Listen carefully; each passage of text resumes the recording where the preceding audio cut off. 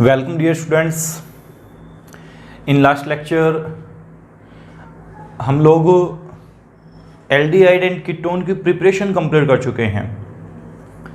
तो आज के लेक्चर में हम लोग physical properties and chemical properties of aldehyde and ketone study करने वाले हैं।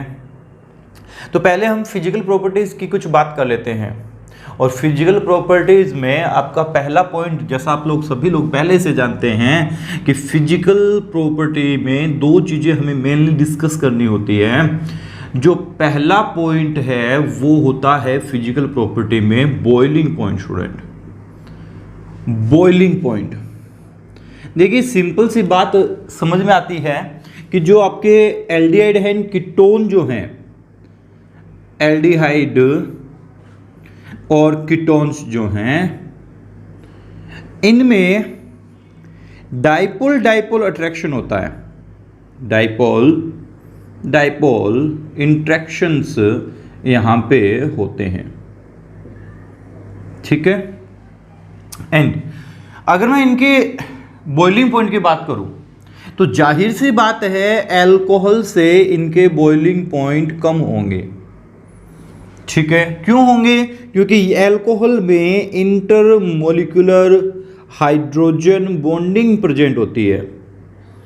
इंटरमोलिकुलर हाइड्रोजन बॉन्डिंग प्रेजेंट होने की वजह से अल्कोहल के बॉइलिंग पॉइंट ज़्यादा होते हैं। ये हमेशा जब भी आप कंपेयर कर रहे हो ना, तो आपको सिमिलर मोलिकुलर मास के साथ कंपेयर करना होता है। लमसम सिमिलर मोलिकुलर मास होना चाहिए, ठीक है, तब हम कंपैरिजन कर सकते हैं। ऐसा नहीं कि बहुत छोटा अल्कोहल और बहुत बड़ा एल्डिहाइड, ऐसा नहीं करना, ठीक है, ऑलमोस्ट सिमिलर। एंड इनके बॉइलिंग पॉइंट हाइड्रोकार्बन से कम होते हैं। ये बहुत ही सिंपल सी कहानी है बच्चों, क्योंकि यहां पे किसी भी टाइप का कोई इंट्रैक्शन होता नहीं है, ठीक है।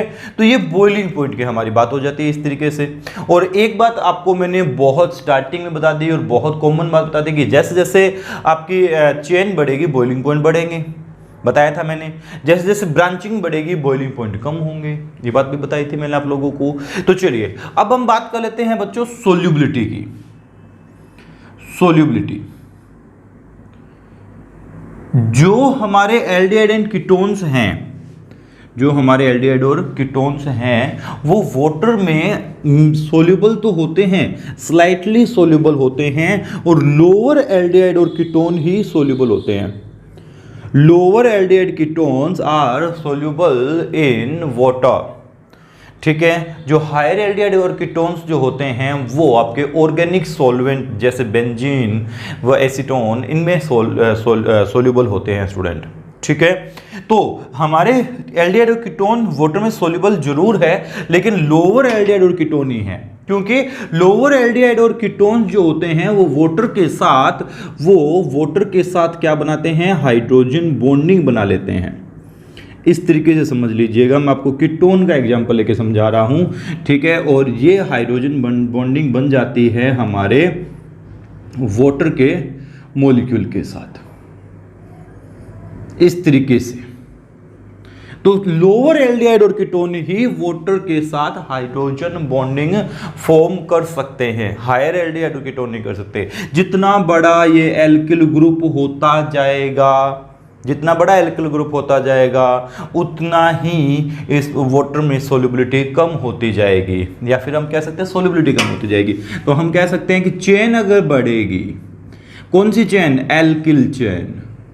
एल्किल ग्रुप या एल्किल चेन अगर इंक्रीज होगी तो सोल्यूबिलिटी डिक्रीज होने वाली है। सिंपल सी कहानी है बच्चों, ठीक है। तो ये हमारी फिजिकल प्रॉपर्टीज ऑफ एल्डिहाइड और कीटोन हो गया, ठीक है। इसमें एक चीज और ध्यान रख लीजिएगा कि एल्डिहाइड कीटोन जो होते हैं वो, अगर लोअर एल्डिहाइड कीटोन जो होते हैं वो पंजेंट स्मेल शो करते हैं। एंड जैसे जैसे हम हायर एल्डिहाइड कीटोन की तरफ जाते हैं, पंजेंट स्मेल कम होने लगती है और फ्रैंकनेस ज़्यादा मिलने लगती है, ठीक है, उनमें खुशबू आती है। और यही वजह है कि जहाँ कहीं भी हमें फ्लेवरिंग वगैरह करनी होती है या फिर जहाँ हम परफ्यूम वगैरह यूज़ करते हैं, उसमें भी एल्डिहाइड और कीटोन की कुछ मात्रा वहाँ पर मिलाई जाती है, ठीक है, फॉर स्मेल के लिए, ठीक है। फ्रेगनेंस के लिए। तो फ्रेगनेंस के लिए हम एल्डिहाइड और कीटोन का जरूर यूज करते हैं। ये हमारी physical properties of aldehyde and ketone हो जाती है। देन हम लोग बात करते हैं chemical properties of aldehyde and ketone की। तो चलिए स्टूडेंट देखते हैं chemical properties of aldehyde and ketone. And chemical properties of aldehyde and ketone में हमारा पहली केमिकल प्रॉपर्टीज आती है न्यूक्लियोफिलिक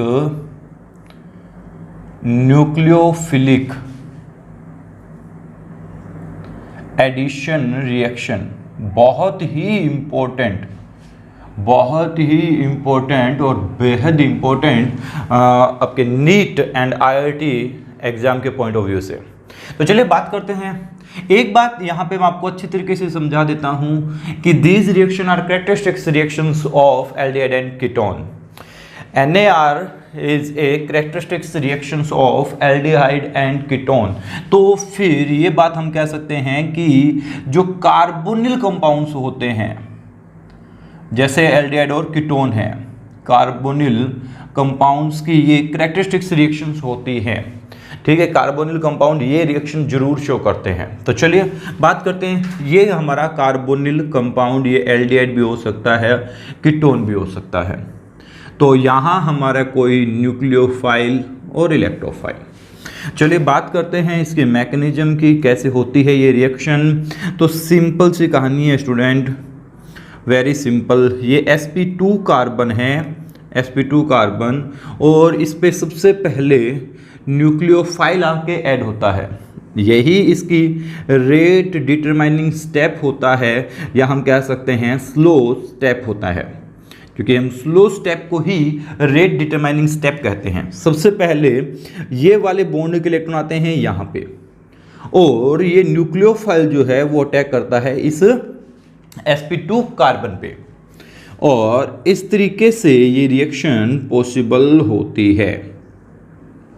इस पे आ जाएगा नेगेटिव साइन। ठीक है स्टूडेंट। एंड नेक्स्ट, ये जो इलेक्ट्रोफाइल है वो इलेक्ट्रोफाइल आके इस ऑक्साइड से अटैच हो जाता है इस तरीके से। ठीक है, तो इस रिएक्शन को हम कहते हैं न्यूक्लियोफिलिक एडिशन रिएक्शन। चलिए बात कर लेते हैं रिएक्टिविटी टुवार्ड्स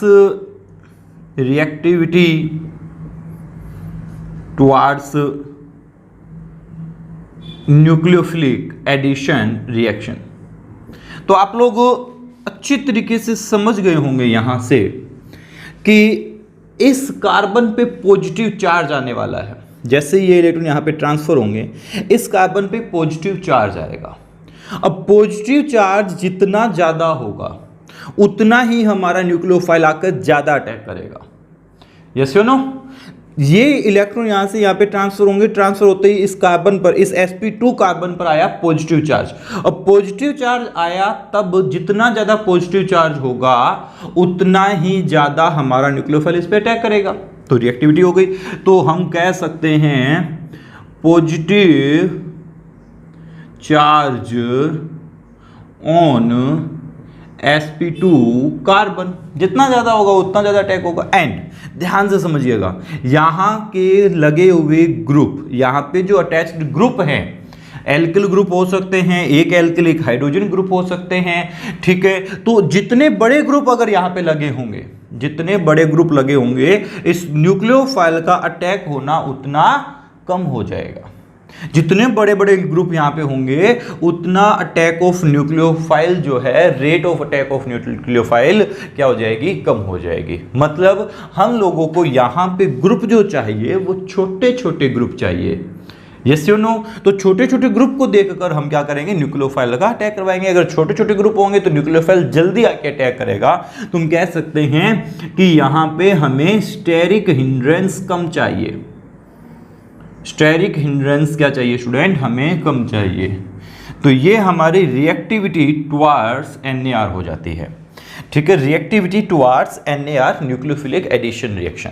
जितना sp2 कार्बन पर पॉजिटिव चार्ज ज़्यादा होगा उतना न्यूक्लियोफाइल का अटैक ज़्यादा होगा, और जितनी इस पर स्टेरिक हिंड्रेंस जिसे हिंदी में त्रिविम बाधा बोलते हैं, जितनी कम होगी उतनी ही ज़्यादा अटैक होगा। ठीक है, तो चलिए मैं आपको इस पे कुछ एक क्वेश्चन प्रैक्टिस करवा देता हूं, जिससे आपको ये बातें समझ में आ जाए, रिएक्टिविटी टुवार्ड्स NAR अच्छे से समझ में आ जाए। तो चलिए स्टूडेंट, कुछ एग्जांपल्स आपके पास बोर्ड पर हैं, आप वीडियो को पॉज करके इनके आंसर बना सकते हैं। ठीक है, देन मैं आपको इनके आंसर डिस्कस करता हूं। तो पहले वीडियो को पॉज कर दीजिए, इनके आंसर बना लीजिए, देन वीडियो को प्ले कीजिए। तो फिर यहाँ पर आप देख रहे हैं, सीधी सीधी सी बात है कि इधर बल्कि ग्रुप लगे हुए हैं और धीरे धीरे आपके बल्कि ग्रुप क्या होता जा रहा है, कम होता जा रहा है। इसके अलावा आपको पहले positive charge on sp2 carbon देखना है। ठीक है, मेन फैक्टर वो है, मेन फैक्टर जो आपको डोमिनेंट फैक्टर वो है। तो फिर यहाँ पे पॉजिटिव चार्ज, क्योंकि इस पूरे का माइनस आई इफेक्ट लग रहा होगा, तो फिर ये बॉन्ड इलेक्ट्रॉन खींचेंगे तो इसका ज़्यादा होगा, तो रिएक्टिविटी इसकी ज़्यादा होगी। इसका प्लस आई लग रहा होगा, प्लस आई की वजह से इलेक्ट्रॉन रिपेलिंग ग्रुप है, तो पॉजिटिव चार्ज कम हो जाएगा, तो ये वाली ग्रुप आ जाएगा। समझ पा रहे होंगे आप लोगों को बात को। यहाँ मैं अगर बात करूँ तो यहाँ पे आपको साफ साफ दिख रहा होगा कि इससे बल्कि ग्रुप ये है और इससे बल्कि ग्रुप यहाँ पे है। ठीक है, यहाँ पे बल्कि ग्रुप का, क्योंकि यहाँ पे प्लस आई माइनस आई का तो कोई ज़्यादा इफेक्ट पड़ेगा नहीं।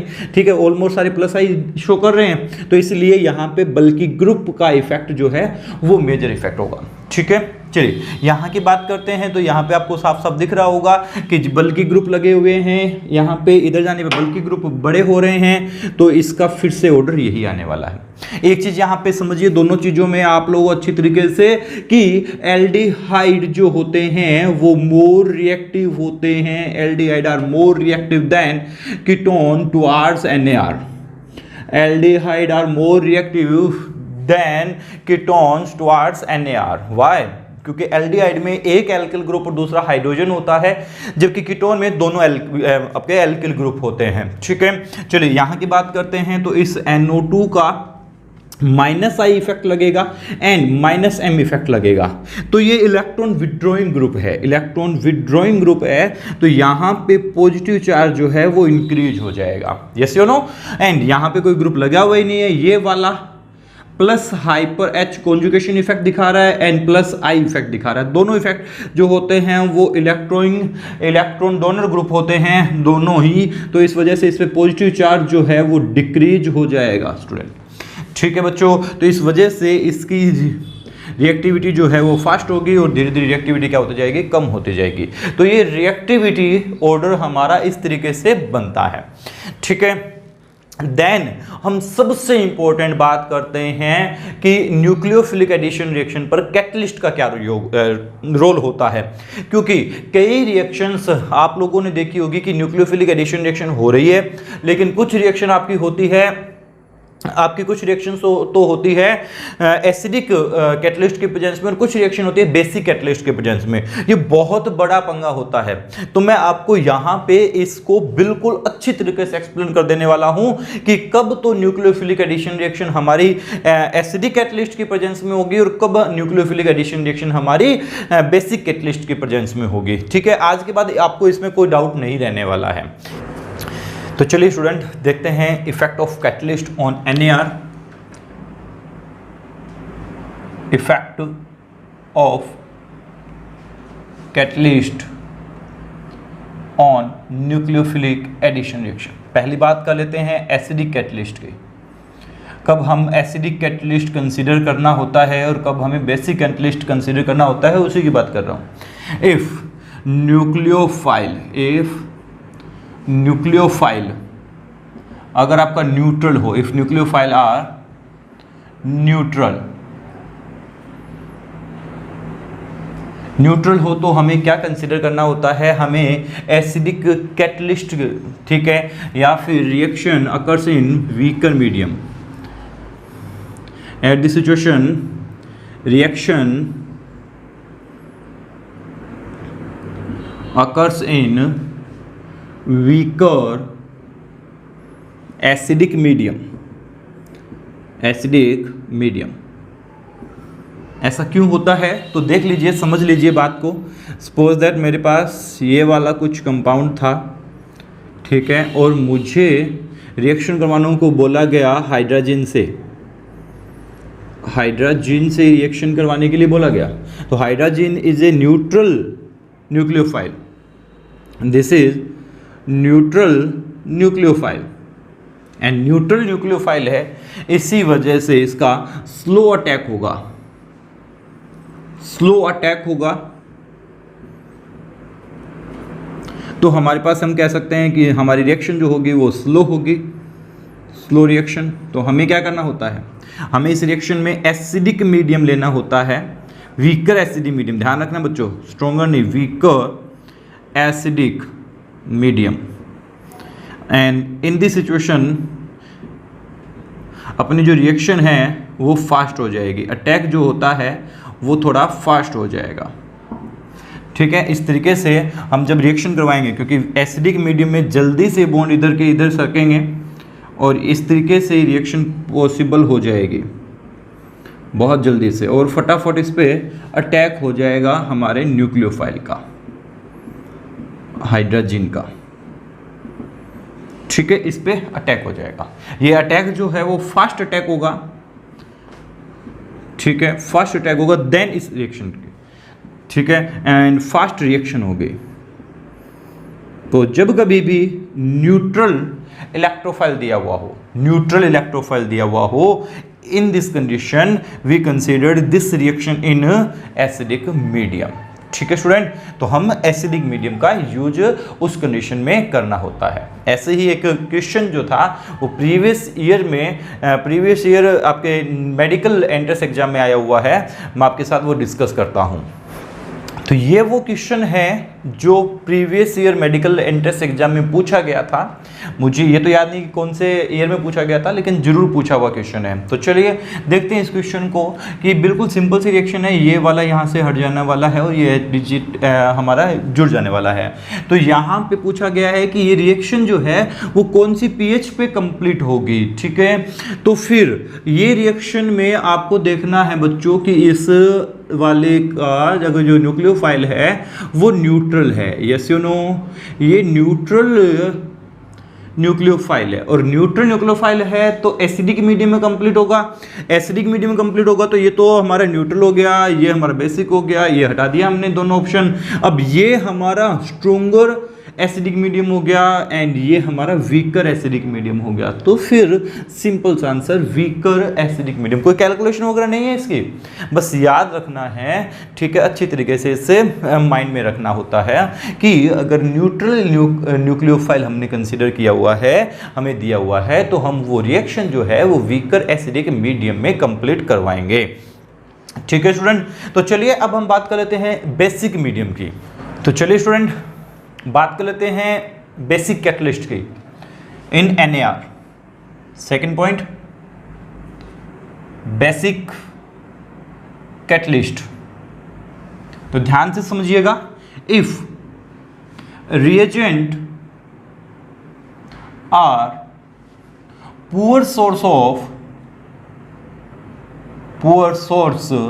Of nucleophile, then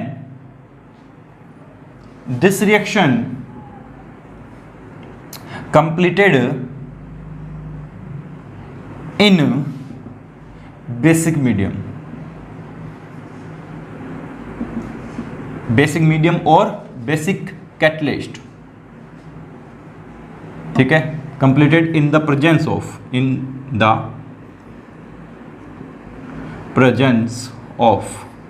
basic catalyst. ध्यान से समझ लीजिएगा, अगर आपका न्यूक्लियोफाइल, अगर आपका जो रिएजेंट दिया हुआ है वो पुअर सोर्स ऑफ न्यूक्लियोफाइल है,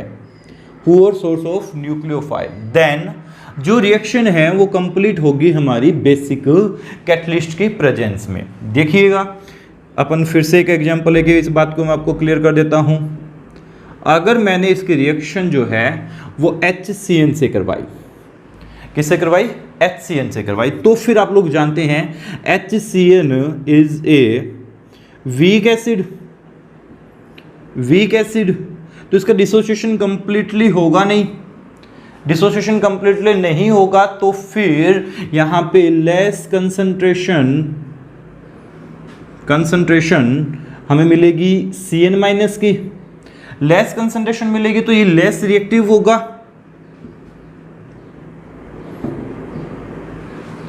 ठीक है, देखो वीक एसिड है ना, तो फिर वीक एसिड है तो लेस H प्लस मिलेंगे, H plus and less Cn minus मिलेंगे, यस या नो। तो फिर इस टाइम पे ये रिएक्शन जो है वो बेसिक मीडियम में कंप्लीट करवाई जाती है। HCN के साथ अगर हमने कोई बेस लिया हुआ है, कोई भी बेस, तो इस बेसिक मीडियम में HCN के साथ ये बेस क्या कर लेगा, रिएक्ट कर लेगा और यहाँ पे हमें Cn माइनस जल्दी से दे देगा।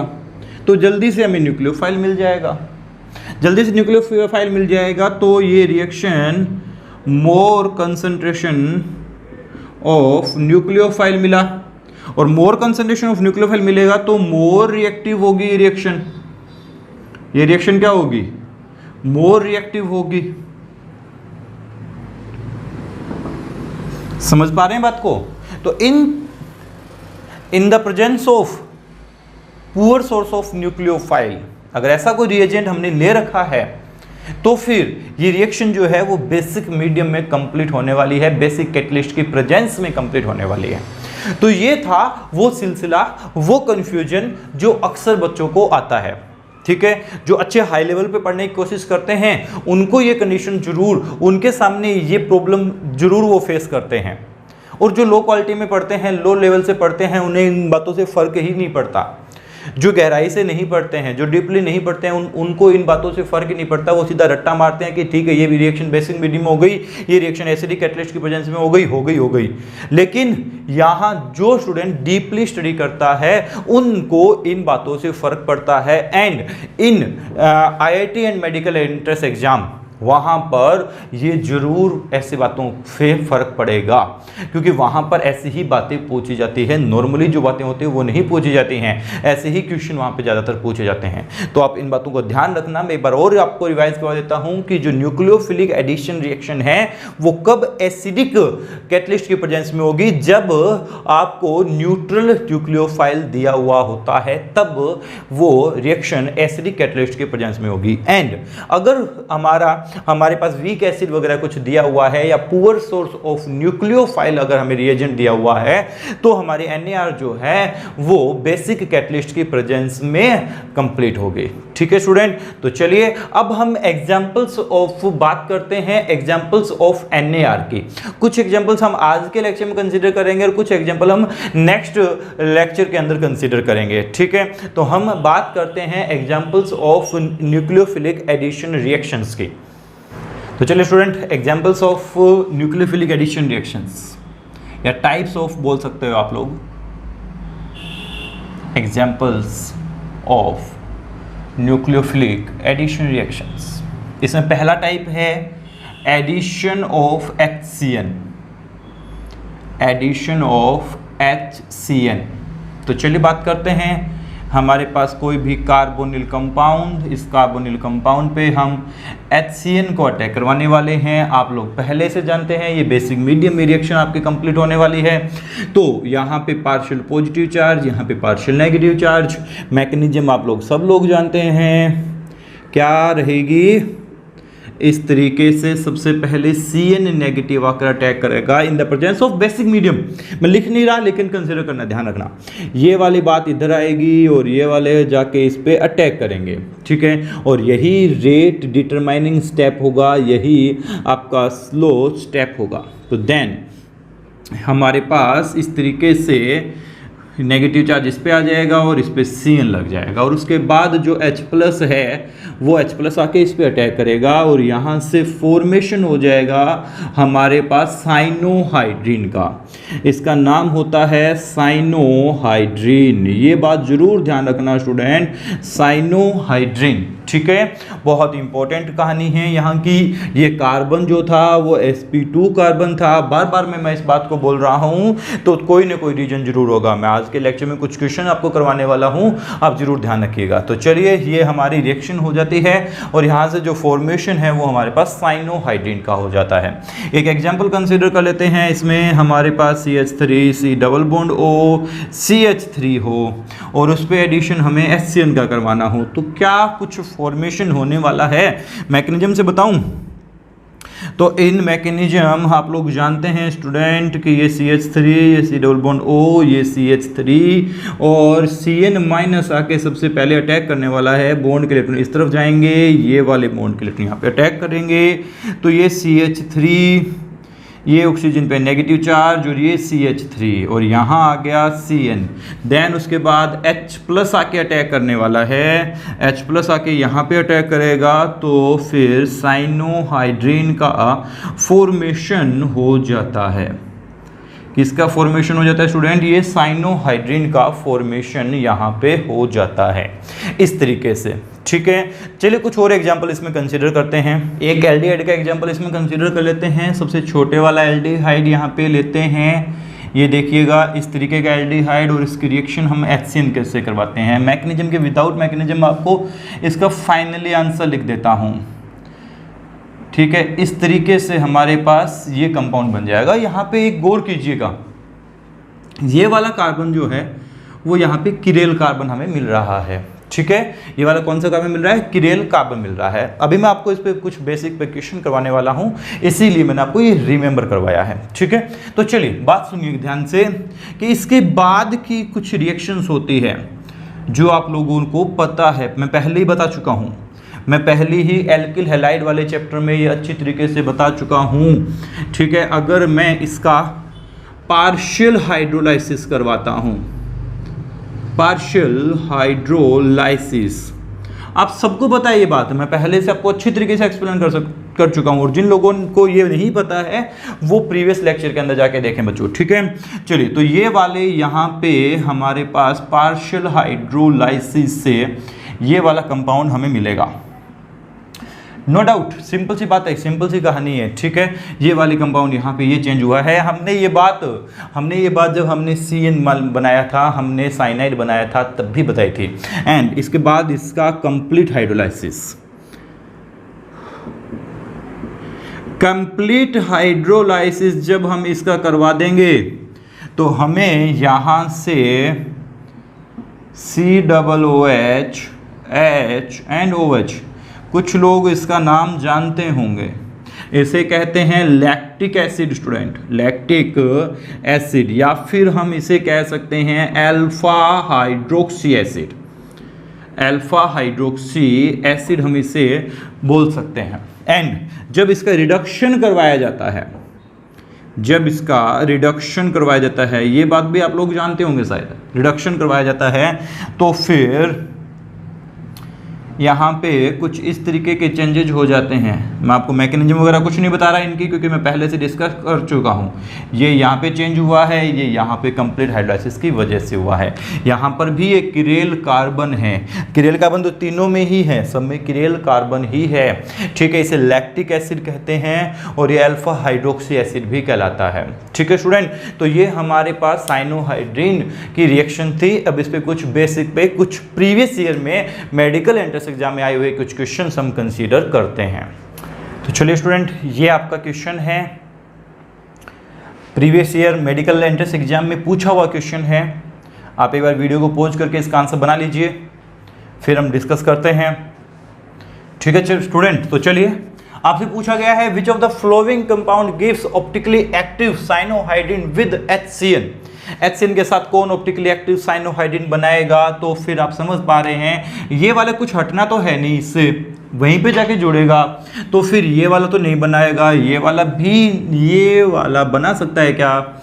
एक बार चेक कर लेते हैं बेटा, एक बार HCN की इसके साथ रिएक्शन करवा के देख लेते हैं। HCN के जब रिएक्शन करवाएंगे तो CH3C यहाँ पे H आ जाएगा। ठीक है, यहाँ पे Cn और H, ये वाला कंपाउंड आपका ऑप्टिकली क्या बना सकता है? साइनोहाइड्रीन बना सकता है। ठीक है, ये वाला ऑप्टिकली एक्टिव साइनोहाइड्रीन बना सकता है। मल्टीपल चॉइस करेक्ट क्वेश्चन है। ठीक है, ध्यान से समझ लीजिएगा। एंड ये वाला नहीं बनाएगा एंड फिर से ये वाला बना लेगा। इसका आंसर क्या बनेगा बच्चों? इसका आंसर फिर से ये वाला बन जाएगा, ऑप्टिकली एक्टिव साइनोहाइड्रीन फिर से हमें ये वाला कंपाउंड देगा। तो इसमें दो ऑप्शन करेक्ट हो गए, वो मेरी गलती की वजह से, क्योंकि मुझे यहाँ पे CH3 लिखना था। ठीक है, मैंने लेकिन यहाँ पे हाइड्रोजन लिख दिया, इस वजह से ऐसा हो गया। अभी भी देखा था, ये तो एग्जांपल अपन ने इससे प्रीवियस थोड़े 2-3 मिनट पहले ही। तो फिर यहाँ पे CH3 अगर होता तो एक ही करेक्ट ऑप्शन होता। ठीक है, ये क्वेश्चन आपका मेडिकल में आया हुआ है, वहां पे इसमें CH3 था। इज दैट क्लियर बच्चों? तो चलिए एक और क्वेश्चन मेडिकल एंट्रेंस एग्जाम में आया हुआ क्वेश्चन है, वो हम और कंसीडर करते हैं। तो चलिए स्टूडेंट, एक और क्वेश्चन मेडिकल एंट्रेंस एग्जाम में पूछा हुआ, ये कुछ दिया हुआ है आपको, प्रोडक्ट पूछा है, प्रोडक्ट डी एनेंटियोमर होगा या एल एनेंटियोमर होगा, मेजो कंपाउंड होगा या रेसमिक मिक्सचर होगा। एक बार मैं आपको क्लियर कर दूं, एनेंटियोमर्स मतलब होता है एक दूसरे के मिरर इमेज होते हैं, वो कंपाउंड ऑप्टिकली एक्टिव होते हैं लेकिन एक दूसरे पर सुपर इम्पोजिबल नहीं होते हैं, ऐसे कंपाउंड्स को हम एनेंटियोमर्स कहते हैं।